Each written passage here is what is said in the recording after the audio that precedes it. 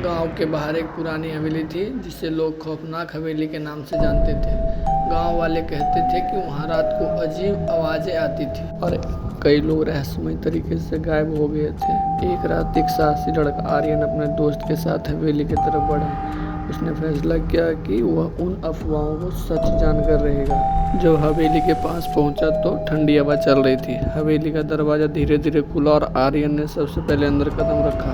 अंदर बहुत ज्यादा अंधेरा था। दोस्त ने उसे रोकने की कोशिश की, लेकिन आर्यन ने चुनौती दी। डर किससे, ये सब तो अफवाह है। वहां घुसते ही उन्हें एक अजीब सी गंध महसूस हुई, जैसे कोई पुराना खून जिसकी बदबू हवा में बसी हुई थी।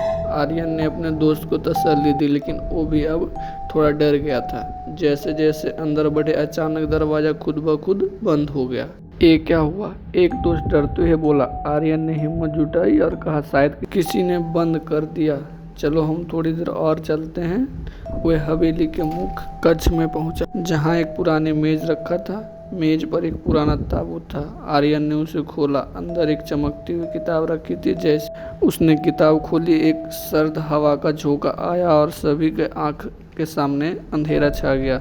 जब सब कुछ सामान्य हुआ तो देखा कि मेज पर एक महिला की आत्मा खड़ी थी। उसका चेहरा उजला और आंखें काली थी।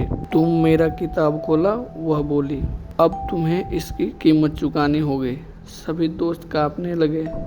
हमने कुछ नहीं किया, मीनू चिल्लाई। महिला की हंसी गूंजने लगी और अचानक धुंधली हो गई। फिर वह तेजी से उन पर दौड़ा। आर्यन और उसके दोस्त ने भागने की कोशिश की, लेकिन हवेली के दरवाजे बंद थे।